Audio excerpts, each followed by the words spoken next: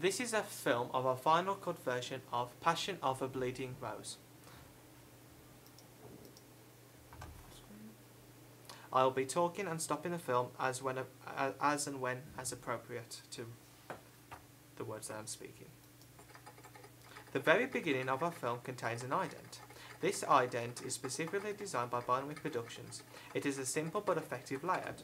For example, the top left of the screen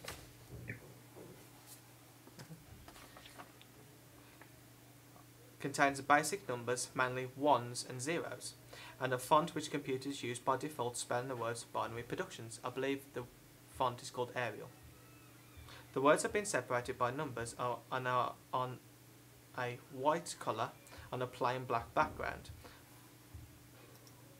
A white flash of light folds inwards from the edge of the screen to the centre, then vanishes quickly.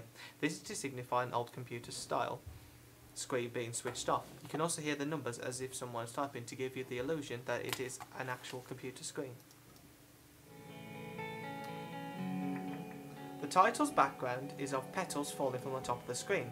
The petals are there as a subtle hint towards the narrative of Chris's mum, Rose. The reason for this is because Rose is like a rose in many ways, a flower. She is delicate and petite, but quite deadly to most people. I'm just going to pause it here for a second.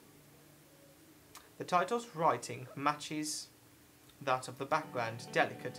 As you can see, the writing is in a handwritten style and slowly curves its way onto the screen and fades out again. The reason why Binary Productions have used this is because it gives the film more of a drama genre feel to it, almost making it a romantic film. This will lead the audience into a false sense of security, and I will not expect a death scene in this film short. Even the music throughout this title suggests that the film will be a romantic drama.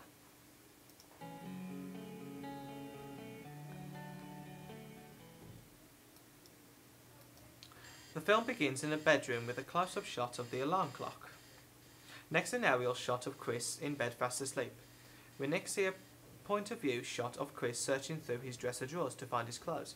I enjoy this shot because of its simplicity with the out-of-style sight focus on the lens, as if Chris has just woken up and is staggering about to find the drawers, and then also when he exits the bedroom.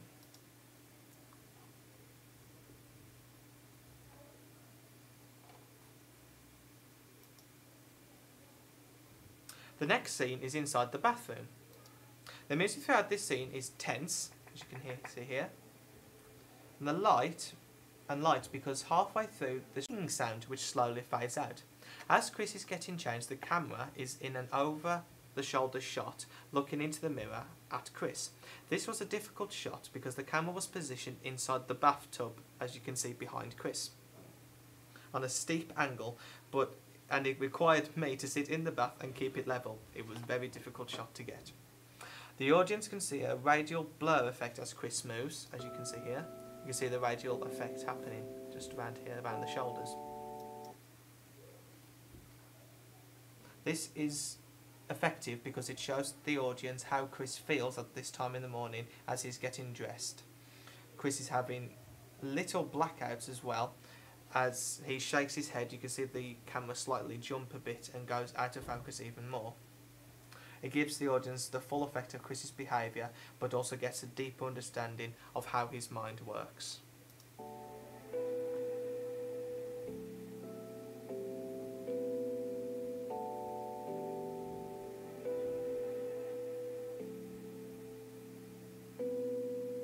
Match on action shot there,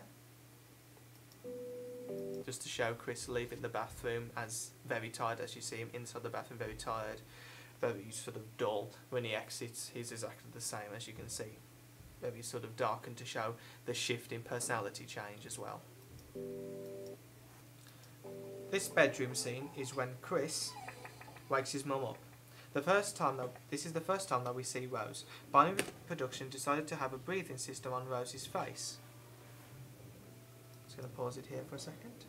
Because it over-exaggerates any illnesses into becoming life-threatening, and the audience can pick up on this and make judgments, such as that must be her son looking after him. What a nice son. This little act of kindness will trick the audience into thinking that the film will be about love between her and the son.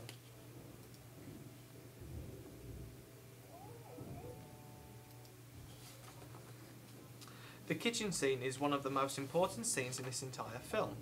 The reason for this is that the audience can see Chris in a new light, and he quickly goes from being a protagonist into being an antagonist. When he picks up the tea cosy, he stares at it for a few seconds and throws it away. This is because Rose, Chris's mom, has grown up on this famous English saying, keep calm and carry on, which means no matter how hard life gets, just keep pushing forward and everything will turn out fine in the end.